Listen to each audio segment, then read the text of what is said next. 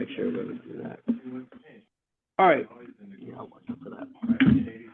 All right, ladies and gentlemen, we're going to get started here because you know what? Today's going to be a fun day.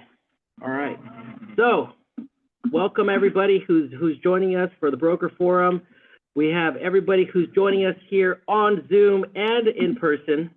Today, we have, for those of you who just joined us right now, we have over 35, 50 people in person here. So for the next time that you guys are in Pasadena or in the location, come by and meet everybody. Yes, I say that fun with some fun and character, right?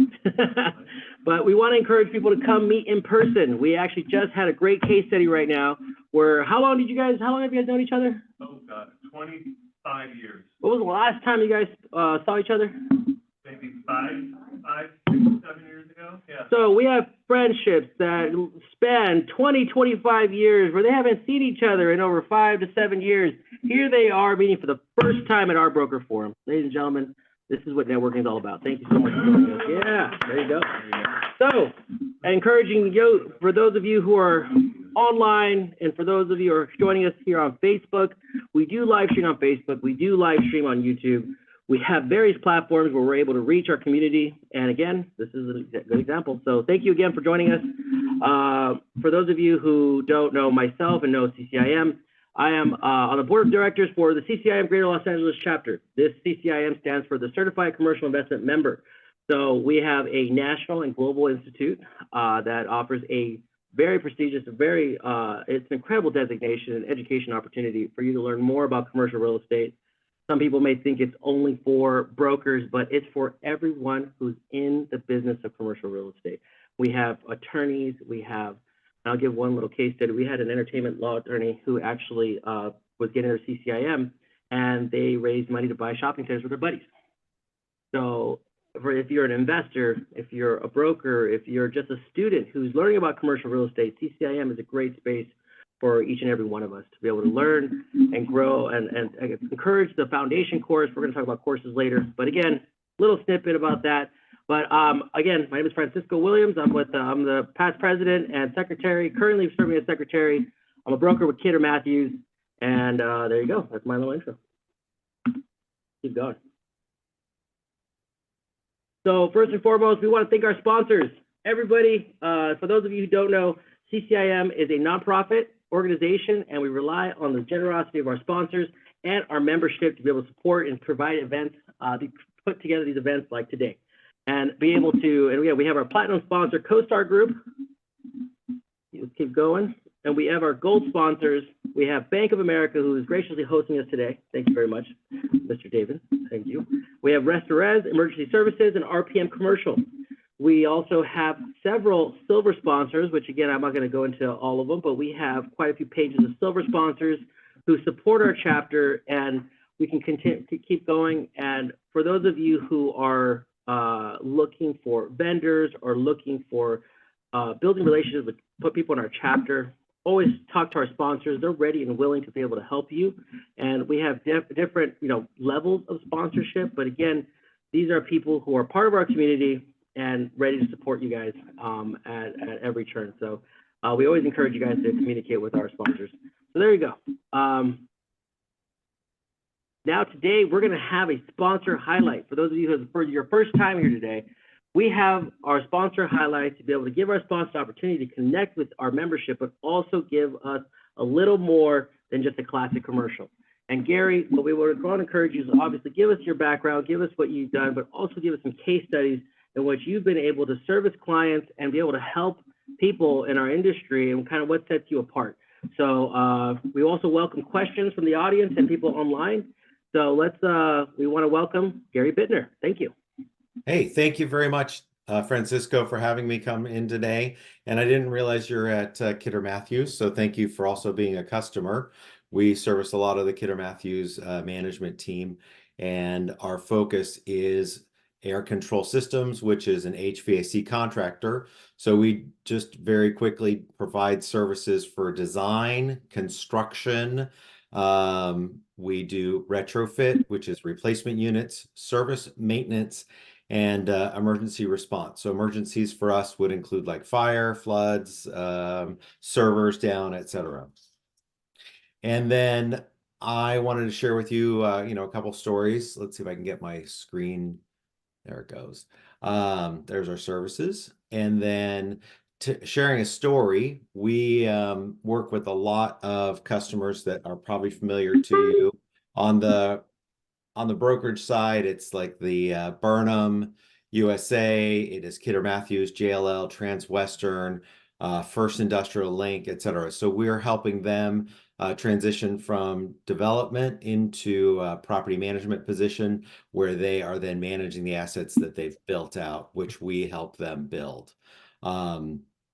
Then how we can help you and where we've been successful. We've got some interesting stories where I've got a customer here in Long Beach that actually builds space habitats, and they have taken possession of a building recently off Orange specifically, and they didn't need all the air conditioning. So we pulled the air conditioning units off and then put in new ones because they're going to condition and contain the warehouse space for construction of space habitats. So that's the type of skill level we have. So yes, we do rocket science and we also do retail. So I think that's going to be my new tagline: from rocket ships to retail, we are ready to help you. So typically though, on the brokerage or on the CCM side, we're helping close deals because something may be wrong with an HVAC unit, and we can get out, we can either evaluate it and repair it or replace it. And I thought the team, you guys might want to know some of the pricing because we had some significant pricing changes. So you're looking at like a package unit is all the way up to $13,000 to $16,000 to replace.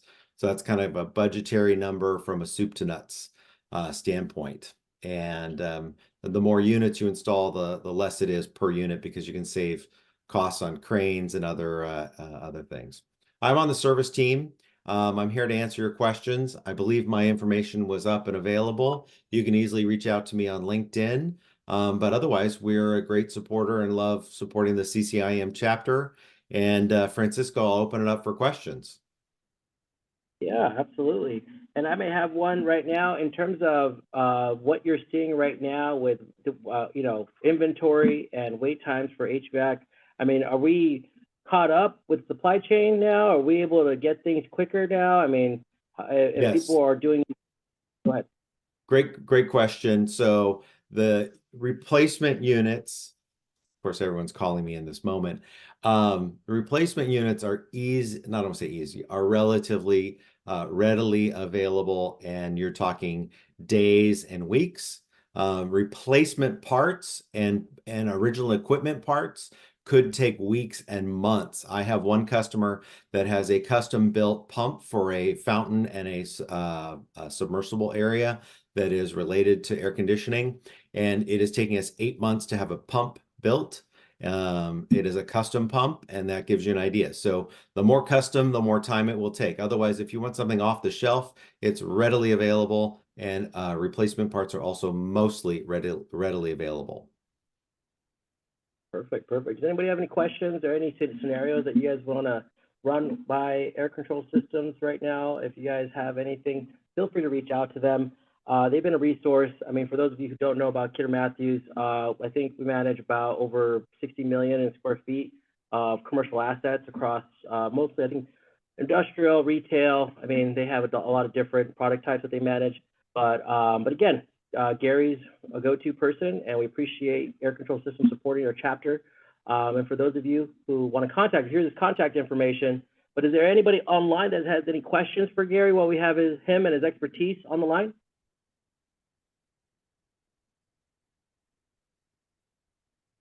Well, Gary, thank you so much for spending the time today and supporting our chapter and giving us a little more color about supply chain, a little bit about costs, and we look forward to having you again in the near future. So thank you for your time, Gary. Anytime you need it. I'm going to sit quietly and put my camera off, and I look forward to hearing everything that's going on in the brokerage world and the investment world. Perfect. So real quick before we go dive into the listing presentation, so we have David here with Bank of America. And for those of you who were part of the conversation last time around, Bank of America was actually speaking. They were the sponsor highlight last month, and they had some interesting context. I'm pretty sure you guys all remember when we all were high-fiving each other because we were looking at inflation coming down, right? And we had our very own Ali, who was another colleague. He's coming on his way. Yeah, he'll be able to come back here. And he was the contrarian in the room. Everyone was like, "Hey, guys, you know, rates are coming down. We have inflation taken care of. The 10-year was coming down to 4.2 and floating around 4.1, 4.2. We were hoping to, you know, pray for a 3 handle here on the 10-year." And he was it was very interesting because they had, I think Bank of America has a monthly economic call, and they shared that, you know, there was no rate cuts happening this year. That, you know, I'm not sure you guys remember that conversation. So, and here we are a month later, our next broker forum, and you guys have the news articles, and I think this, what's the 10-year at, 4.6 now? So we're heading for, people, I hear, what do you call it, rumors of a 5 handle coming, and it's scaring people out there. Well, again, we also have to be mindful, and historically speaking, we are still very competitive compared to, I believe, what, the 1980s, right? The nice 14% interest rates. But again, if Ali can join us, I mean, we're happy to have that conversation. Just to get a little brief economic update, I think the chapter, and I mean, I would ask, would everybody be open to having a little brief overview of some economic updates? I mean, raise of hands, yes, maybe yes. All right, we got some takers. Online, how are we looking? Everybody interested? I'm gonna take, come on in. So, right, without further ado, I'm gonna have our list. We're gonna start with our listings. So let's go, and then we'll wait to see if Ali can join us, if we can go over some economic data. So let's keep going. Let's get started. All right, Greg, we're gonna start you off here. You can come up to the front, tell us more about this deal, and appreciate you coming down here in person. Yeah, no problem, Francisco. Thanks for having me. Yeah. All right, so we got a 40,000 square foot building in the Arts District for sale. It's on the hard corner of Bay and Wilson. It's a 2-building opportunity. 1917 Bay Street is roughly 14,000 square foot 2-story building. 932 Wilson is roughly 26,000 square foot creative office space. The biggest update here is we've identified an upleg for the owner, and so original pricing guidance was roughly $30 million for the 2 buildings. He has since come down on that number since the upleg is much lower, and originally he was only entertaining a sale of both buildings, but now he's entertaining a sale of either buildings.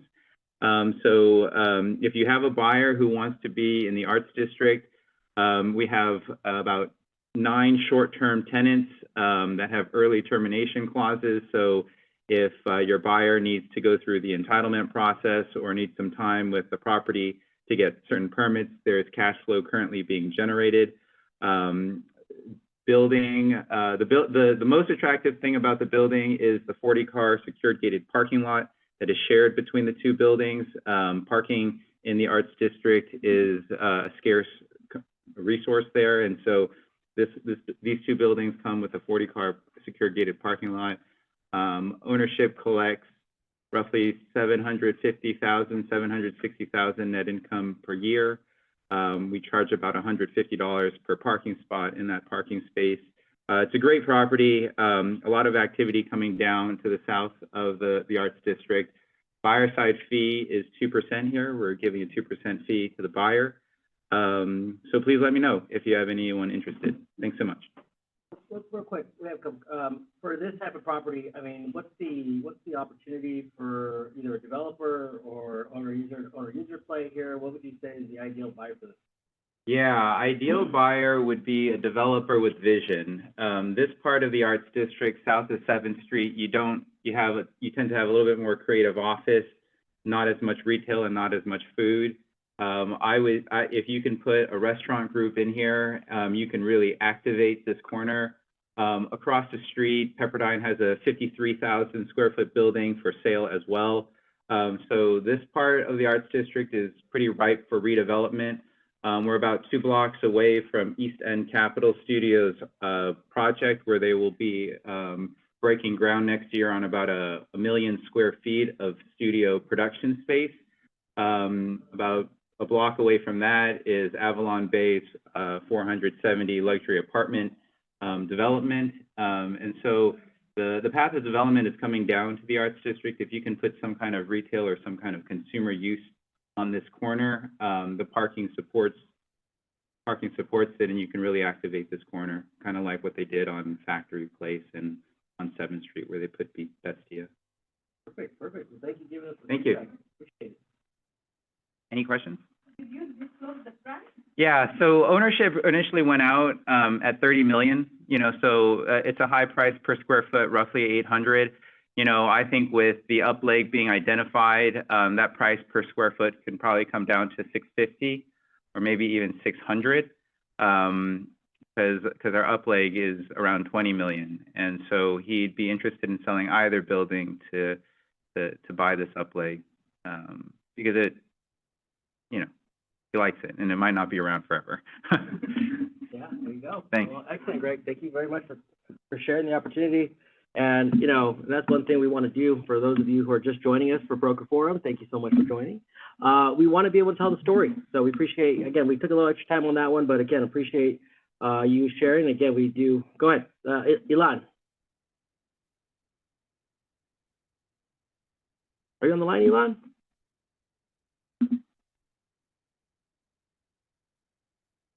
He's on the line. I don't think or do you guys see him? No. Dave, Mr. Lucas. Hey, good morning. Thank you so much for having me today. I appreciate being a guest on this forum. It's my first time with the LA CCIM, so I thank you very much for again having me join. I am president of Monarch Commercial Advisors. I'm based up here in the Bay Area.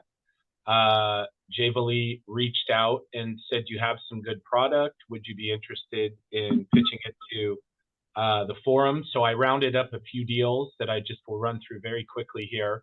My specialty really is net leased retail and both single and multi-tenant strip centers, shopping centers, etc.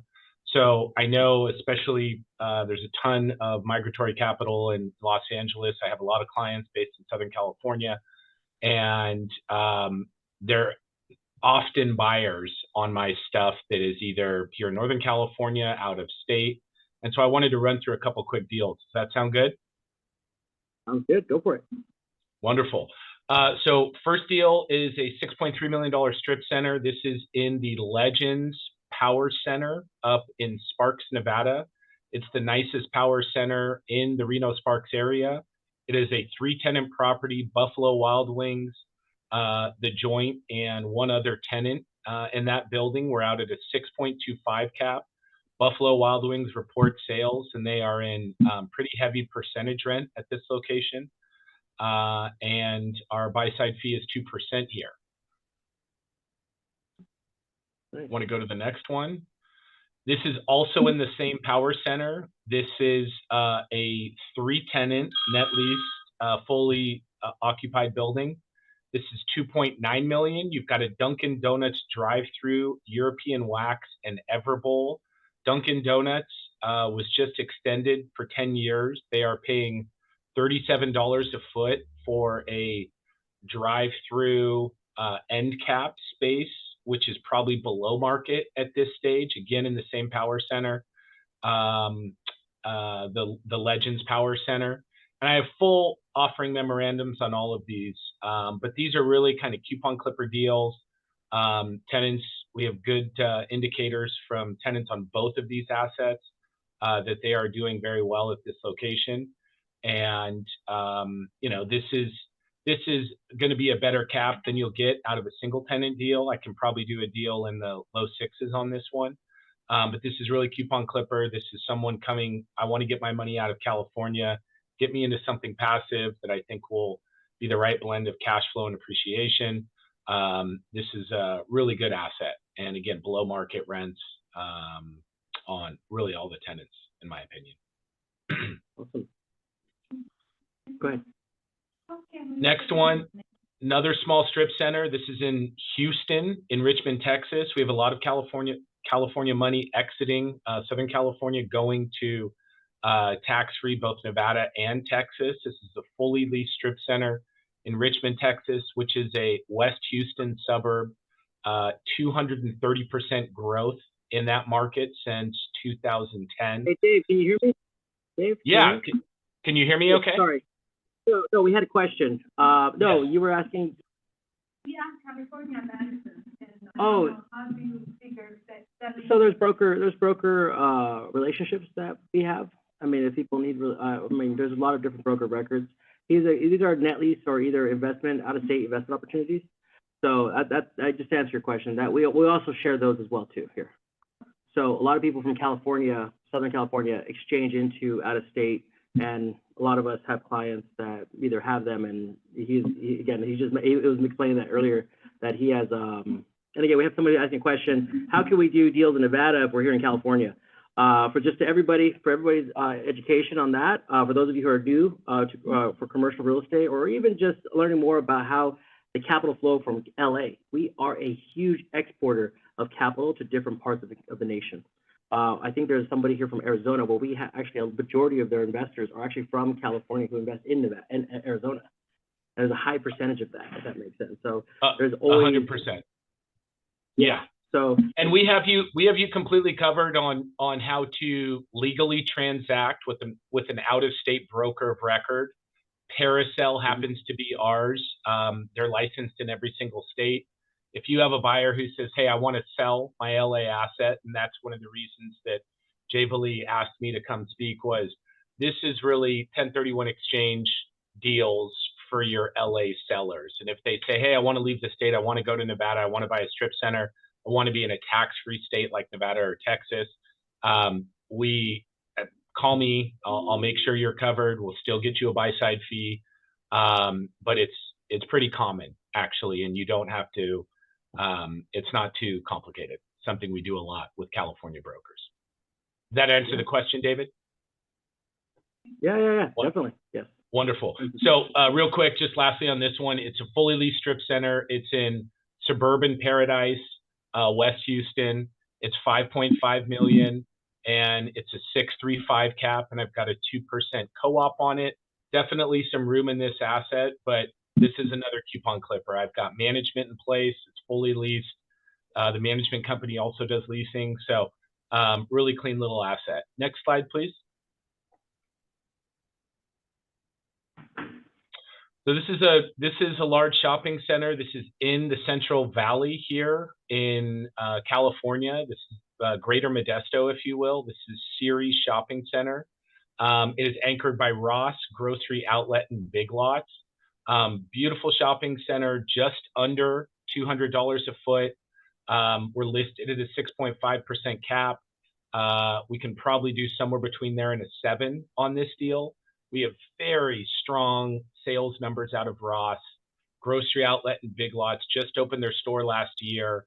There are some inline tenants in this center also, and a pad building.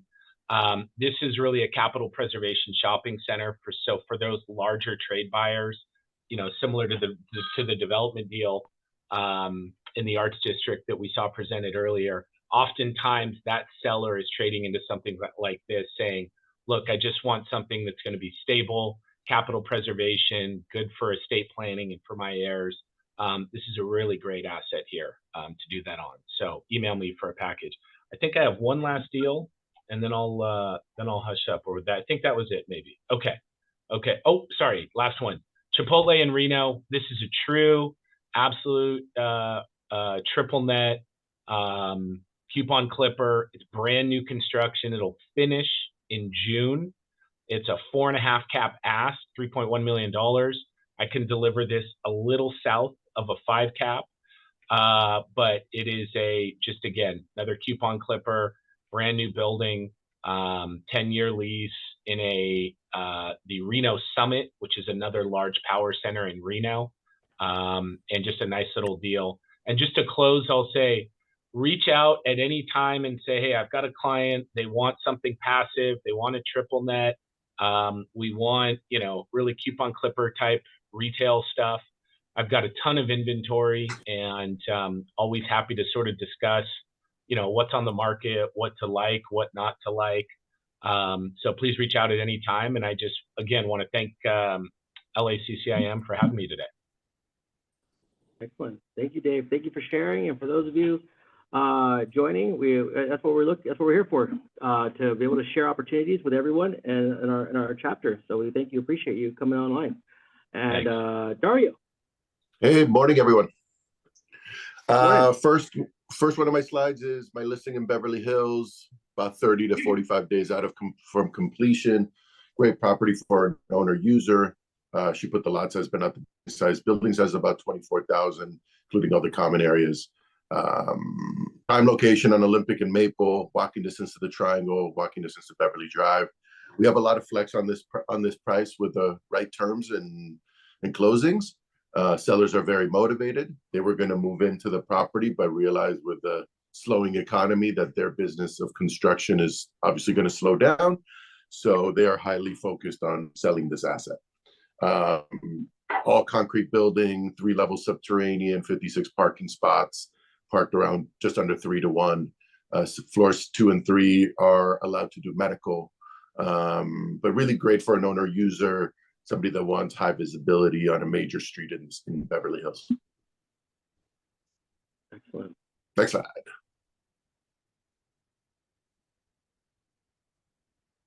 This is my newest listing. It's on Melrose, just east of Western. It is a vacant lot, perfect for an ED1 project, affordable housing project. You can get well over 60 units, depending on what size and height you want to go to. This site, they had the reason they're selling it is they had bought this site to move another property building that was historical that they were going to redevelop a high-rise on, which, needless to say, that business is now dead. So they're selling off this asset, which is for redevelopment, and then we're going to be listing their other site in Hollywood in the next month or so. But this is great for redevelopment. There's a slight slope in the front, but you're backing up to R1, so you're going to have a lot of parking behind in the area. It's walking distance to everything that's happening in Melrose. Well, this is Melrose Hill, but everything that's happening in Melrose pocket with new restaurants, new coffee shops, art galleries, this is kind of becoming the sort of the locally based arts district of Hollywood. So it's an exciting time to be investing over here. And we do have a lot of flex here with strong terms. We're listed at 2.7.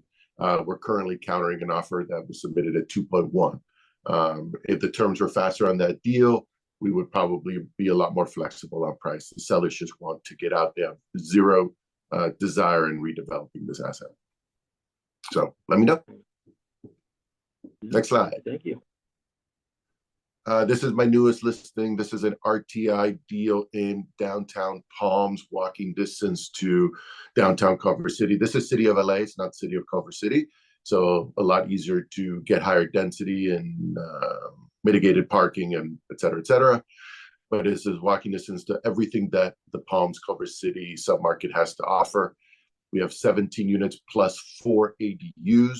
2 of the units are affordable restricted, which doesn't preclude you from doing Section 8. It's a 5-story building over 1 level of podium, so really great views, comfortable units, and and the street is also a cul-de-sac, so you don't get a lot of drive-through traffic. So it's really just a kind of a really walker-friendly, central to everything. Awesome. Anybody have any questions too? You guys are welcome to raise your hand online as well. So, does anybody have any questions for Dario while you're online here? Anyone? Well, Dario, thank you again for joining and sharing your listings, and we look forward to seeing you in the next one. Definitely. Thank you, sir. Mr. Sherman. Good morning, Francisco. Can you hear me? Yes, sir. Go for it. I'm coming to you today from beautiful downtown Seattle, where it is a balmy 46 degrees. And I'm standing on the corner here with my earpods in, so I hope everyone can hear me. The first property I've got here is actually Dana's listing, Dana Heron in my office. And he got this listing about a week or so ago. this is a client who we sold another property that I presented on this call, an office building at 23rd and Dunlap. He was so, I don't know, appreciative of the job we did on that he asked us to take this one and then 2 or 3 more, but we got to take this one first. First thing I want to tell you is there's a typo. This says 11 units. It's actually 10 units. There is a possibility we might be dropping the price on a pro rata basis to account for that now missing unit. I don't know how it happened, neither does Dana, but somehow it says 11 units. Anyway, for people looking for an apartment deal that might be, you know, a little less expensive and a little bit better cap rate than what you would see, say, in Southern California, you know, this particular property is owned by a guy in Vegas. You know, not most, but a huge percentage of commercial real estate in Phoenix, Tucson, Flagstaff, et cetera, is owned by people from Southern California, sometimes Northern California.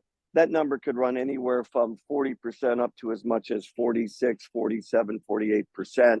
So a lot of interest from people from Southern California.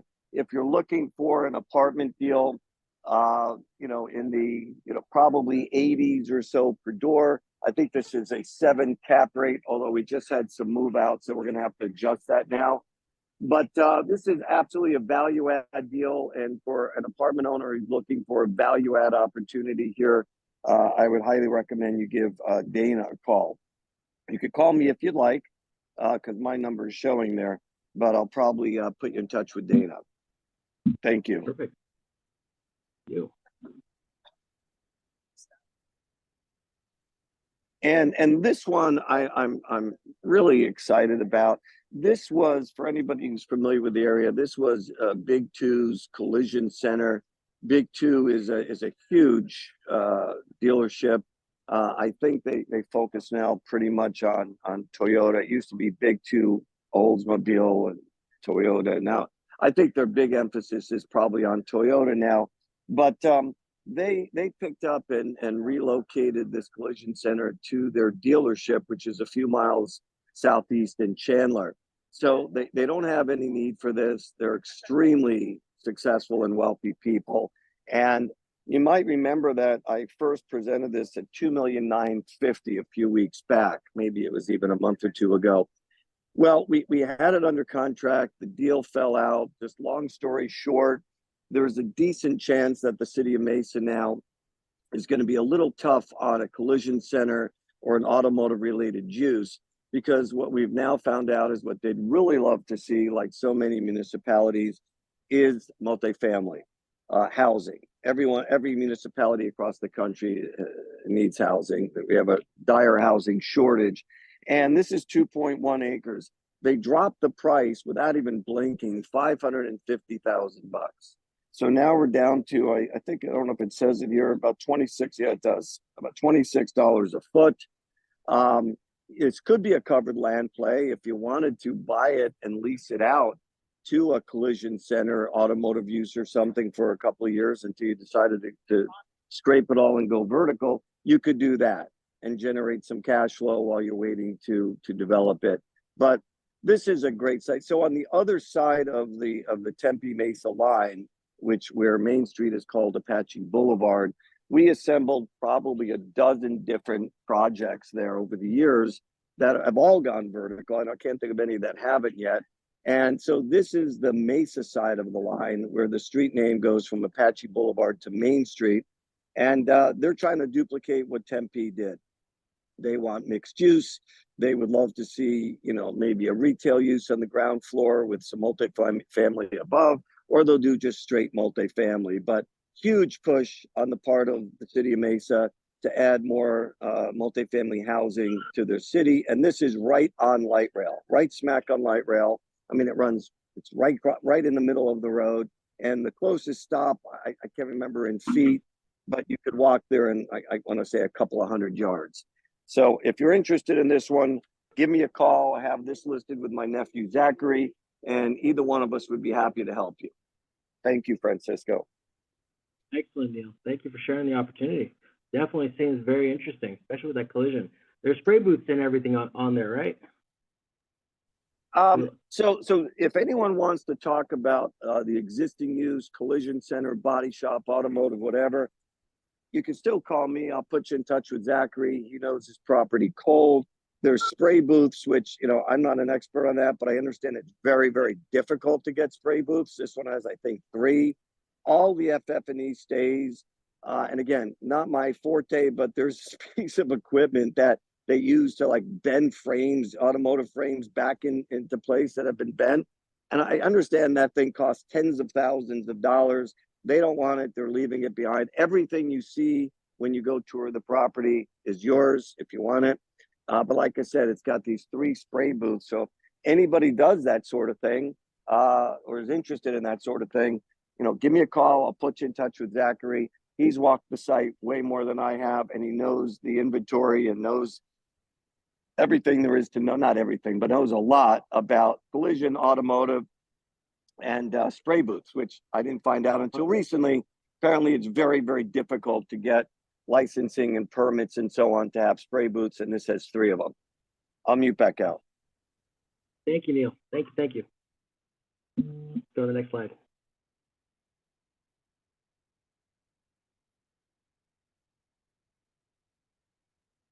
Christina, welcome. We got the Sperry crew coming in. Hey, good morning. My name is Christina Sperry from Ontario, California. So here I have a rare property, hard to find, cold storage, which was completed last year. So this building was built in 2007. We purchased it over 2 years ago, and then last year they completed the cold storage. So the warehouse itself, the whole entire warehouse is 6,835 square feet. 85% is the warehouse, which includes the freezer, cooler, and also a temperature-controlled prep room. And the mezzanine, the 1,000 square feet of the office area includes the 600 permanent mezzanine for office use. And it's gated, it's fenced and gated. It's very, we are in the heart of the San Gabriel Valley submarket, facing Garvey. So the nice thing about the price is 4.68 per square footage would be $685 per square foot. And the nice thing, it's on the higher end side. However, if you are if you're owner user in the food business, food processing, food manufacturing, food distribution, you definitely need a cold storage. At this point, I have not been able to find any comps for lease or any comps for sale. And into this world, you know, it's really hard to find. And we have 10 parking spaces, surface parking. And it's very, the last thing to mention is we are sitting on, you know, facing the Garvey. We are sitting on the Garvey Avenue general plan, which says that this is designated as a mixed use of industrial and commercial. So that opens up a lot of opportunity for different use development. Okay. Any questions? No. In terms of for those of you who don't know about cold storage, could you share with us a little bit, you know, on the amount of capital they invested into this to be able to make it cold storage? Yes. Okay. So we know that the industrial price has been, you know, dipping a little bit. However, for cold storage, because it's so rare, it's approximately it took them a year and a half just to get permitted. Everything permitted. There's no gas line, so I actually this has just been on market for 1 day or 2, and I had an inquiry from someone who wanted to build a commercial kitchen or central kitchen. However, they need gas line, but I think that could be worked out, you know, if they want to spend the money. Otherwise, you know, currently it's being used by a juicer. So basically, they import the fresh sugar cane or fresh, you know, acai. They freeze it, and then they do some prep work, you know, temperature control. Sometimes the prep rooms are not temperature controlled, but in this case, it is controlled. So we have 3 rooms. Has the refrigeration, and it's probably approximately $200 per square foot just to build a cold storage. So the reason we price it this way is not only because of the cost, which is always going higher and higher over the years. It's all because it's a multiple mixed use. Yeah, that brings up the value. Thank you. Thank you so much. Yes, cold storage. It's a very interesting product type. I've come across it, and it's, man, for those of you who don't know about cold storage, it's such a rarity in LA. And I think one of our colleagues in our office, their clients invested, they got a building and just invested $10 million and went through the USDA process, which is a nightmare for those of you who understand food processing. So yeah, definitely value. Definitely a lot of big value out there. So thank you for sharing. For those of you who need that resource, connect with Christina. That's a gem right there. So let's go to the next one. So let's go from, so speaking of food processing, you know, with food, this comes later after we talk about my next tenant here. This is actually Culture, a marijuana cultivation and distribution dispensary. You know, they end up with, we need cold storage because they want, you know, to eat. You know, so to give you guys more color, we had a price drop on this one. We were priced really aggressively on this one. This Culture has 7 locations. It's actually a corporate, I would say semi-corporate tenant. They actually have, again, large operations. They have what you call the Enterprise Green Zone permit on this one, which was opened in 2020, and it was a very rare opening in the city of Stanton. City of Stanton, for those of you at the new city council, there's no way this is happening again. If that makes sense with the current new election. So this is a rare gem for those. The current tenant right now has not renewed their lease, but again, there's an opportunity for you to renegotiate. They're going, I think their lease expires in May, but again, they can execute their option. But right now we have it at a 585 in place. Upon the renewal, it's at a 628. And again, they've invested $2 to $4 million. Because again, like we mentioned, this is cultivation and dispensary. For those of you who go to the Apple stores, you walk in there, it's you know, similar to that kind of quality investment. So it's a really nice property. It has, like I said, industrial. It's industrial building, 16,000 square feet. You guys can see the square footage and lot size. Pretty decent yard. But yeah, this could be a good, you know, deal to invest in the city of Stanton. So if you guys have any questions, let me know. Let's go to the next one. So right now, I have a small deal. Well, it's a little strip in Rancho Cucamonga. It's actually adjacent to an additional lot that's about 80,000 square foot. I actually know the seller. I know the landlords on that side as well. It's an owner-user, but this specific owner invested heavily in upgrading the ADA. And gosh, what was it? I can't remember the acronym. Long story short, they made it compliant. They made this building extremely compliant. We're priced at a 538 cap. We have one tenant where they have an option to either extend or go month to month with one of the restaurant tenants. This actually has 3 restaurants and a luxury barber. So very interesting unit mix, but this potentially could be a user.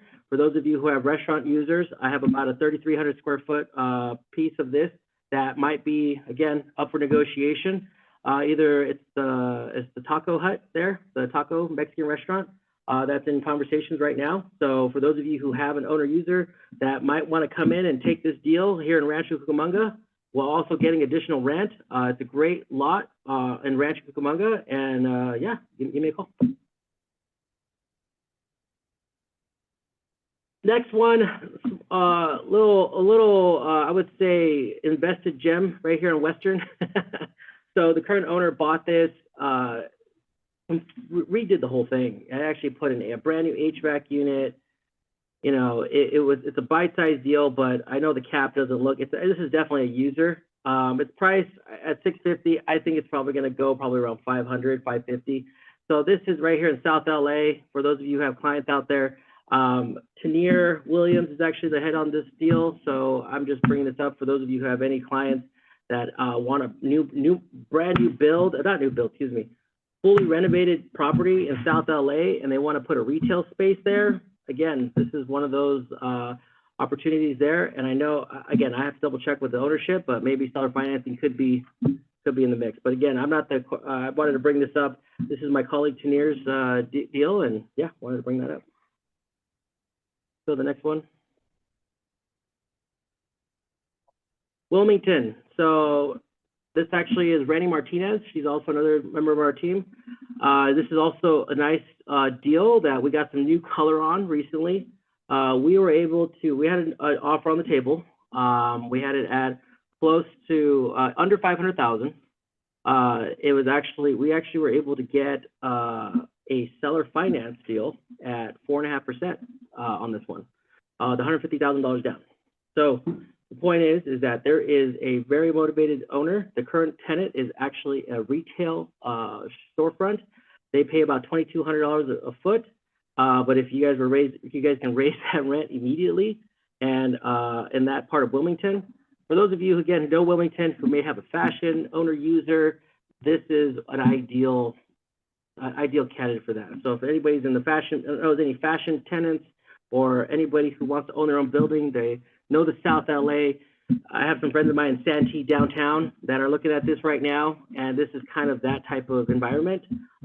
So this is one of those good, a great deal to get into, getting some seller financing on that. So go to the next one.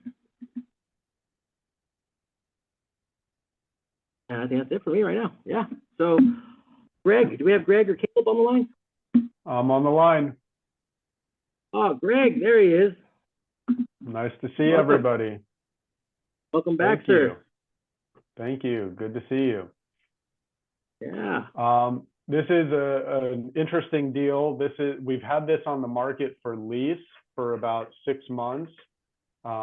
It is a dark U.S. Bank location directly across the street from Westfield Topanga Mall in the Woodland Hills area of the San Fernando Valley. U.S. Bank still has about 1.5 years remaining on their lease. They are paying rent. They do still control the space and control access. They would buy out of the lease if we had somebody to go right away, but they also will honor their lease term. So most of the interest we've been getting has been to purchase the property. So we recently discussed it and got the owner to agree to entertain sale offers. Their primary objective is still to lease the building, but they would sell. We're going to be putting this out to market. We're not yet on the market for sale at about $865 a square foot, which is $6,845,000. They'll look at serious offers anywhere in that range. Again, you have in place cash flow from a national credit bank for the next 1.5 years. So if you're a user or an investor that needs to entitle a project or get building permits for a new TI plan, you've got time and income, immediate cash flow while you work on the next project. So it's a really great opportunity. Freestanding building with a massive rooftop sign that's irreplaceable. Really good brand identity in front of one of the largest and highest grossing shopping malls in all of California. Nice. This is a 2-building mini campus. One building is permitted medical, former dental office. The 4717 building is the southern building.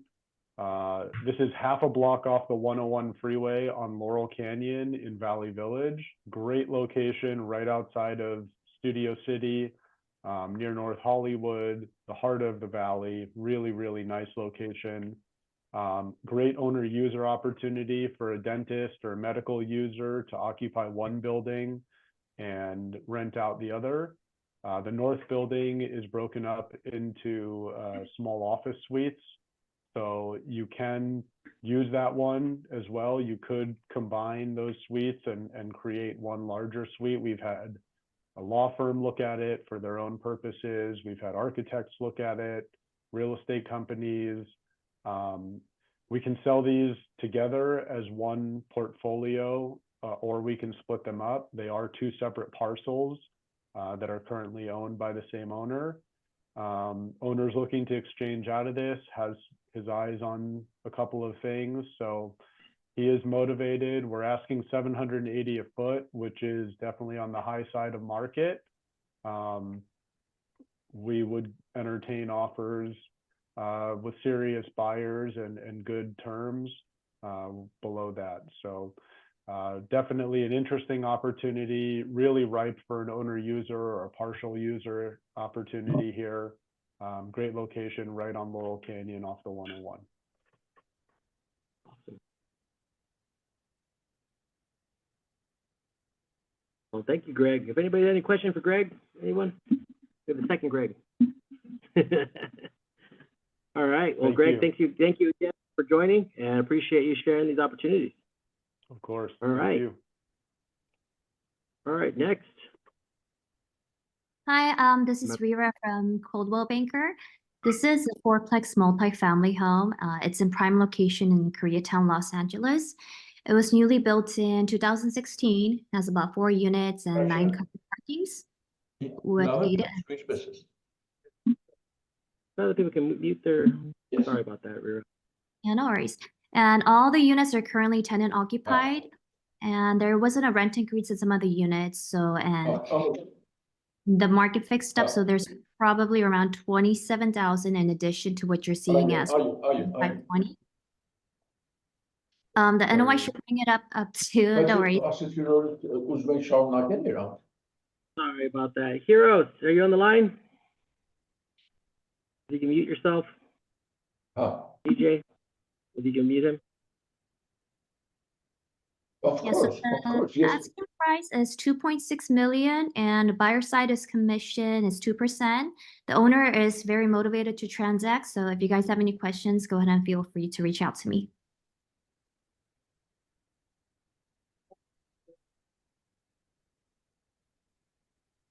That's fine, but Rajan, yeterli niyet is seriously you're thinking. Let me show it to him. At least we can get the ball rolling.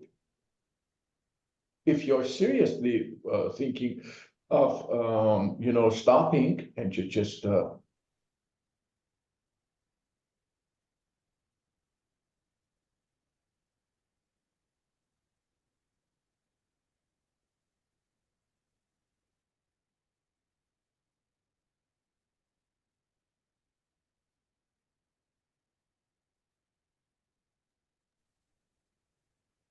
Francisco, you're muted.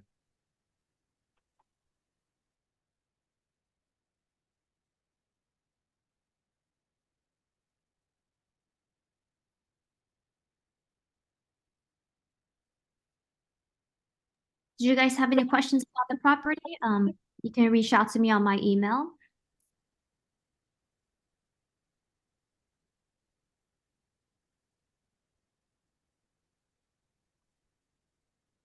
Thank you, Rira. I think we lost your audio, Francisco. We can't hear you.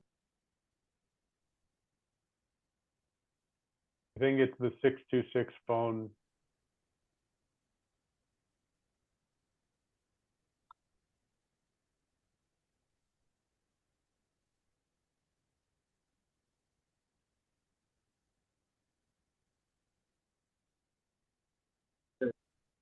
There we go. Thank you, sir. My goodness. There we go, guys. Ladies and gentlemen, it's official. I'm no longer tech savvy. So it hit me. It's time. It's been my time for a long time now. So anyways, Ali, if you come up to the stage, sir, we were gonna have a little quick. So for those of you, I'm gonna give a little intro. I think we had a little bit in the beginning. We had Bank of America, their economic call last time, and Ali was our stage that everybody was telling him, you're crazy. Inflation, we won. Rates are going down. America is coming back, And Ali was telling us, what were you saying, Ali? I did not see rates. I didn't see any rate cuts happening. Inflation is still strong. Unemployment actually went down. We're nearing full employment. We are not expecting a rate cut, maybe one in December in the fourth quarter of the year. But if you ask me, my personal view, not Bank of America's view, I don't think we're going to have any rate cuts. The reason I'm able to say that is I look at data that's our consumer data. Bank of America has 66 million consumer accounts. And one of the figures that I look at, before the pandemic, the average balance a consumer had in their account was anywhere from $3,000 to $5,000. During the peak of the pandemic, with all this stimulus money and all of this money, the average balance in people's accounts are like $13,500. And now the average balance is still in their accounts around $13,000. People are flush with cash. Are they using credit more? Yes, they're using their credit cards more, but delinquencies and charge-offs are still below pre-COVID levels. And our baseline, right, before COVID, what was the average?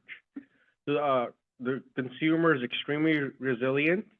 There's a lot of money out there. The economy is still growing. Inflation is still there. I don't think it's going anywhere. So in my opinion, I don't see any rate cuts happening this year.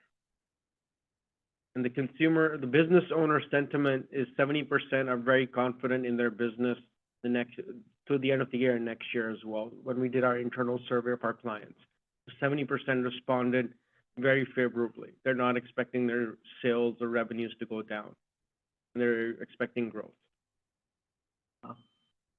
Incredible. And right now, you're talking about industries spanning from manufacturing to retail sales to, even medical.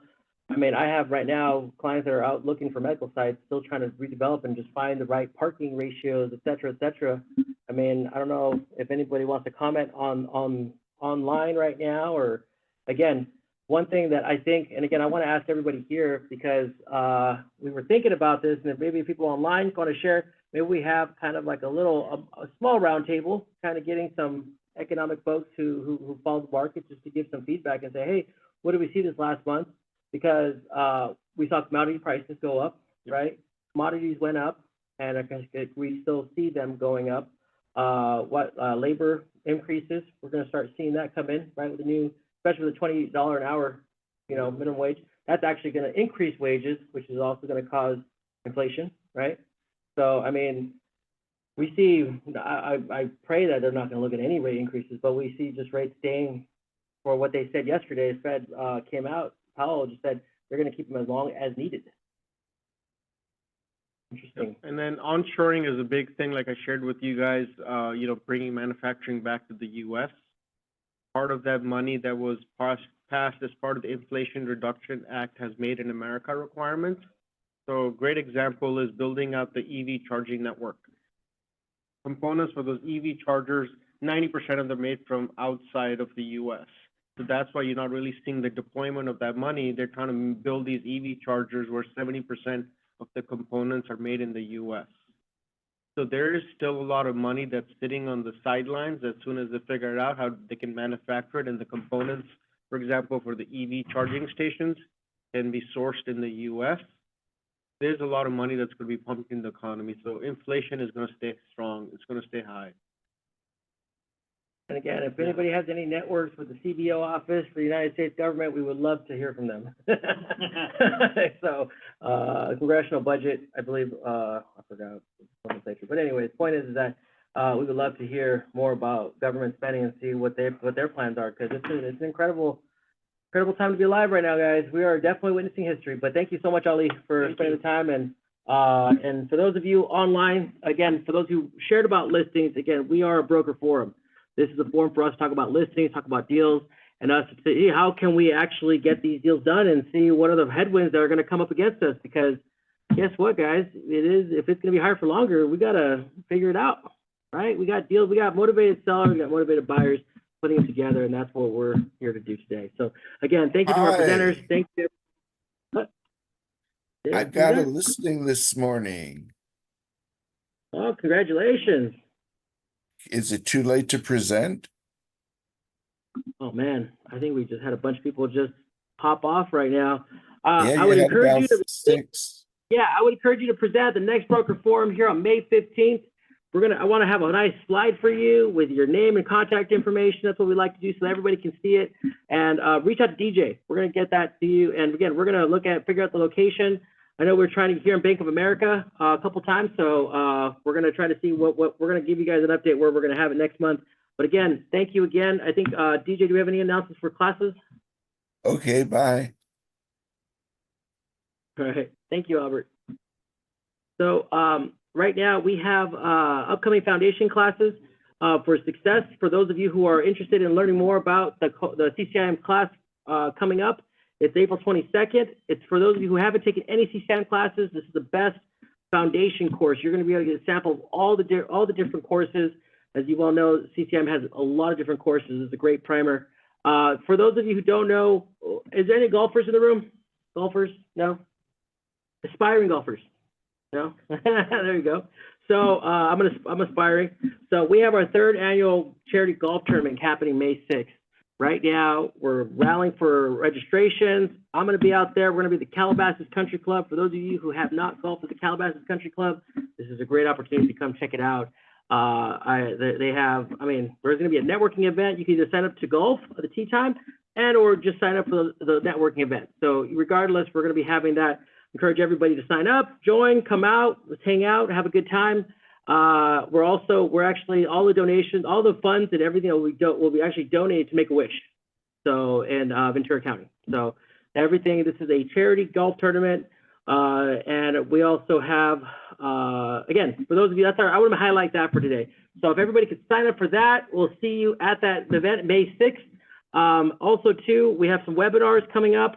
For those of you who don't know about the Corporate Transparency Act, we have we have a fiduciary council as part of our CCIM, committees. We have the fiduciary committee, and what they're doing is they're putting on the Corporate Transparency Act, what real estate owners, they need to know about compliance, because now there is a beneficial owner new law that everybody needs to know about, which is going to make, everybody transparent according to what they're saying, that they need to be able to share beneficial ownership. They have to disclose that.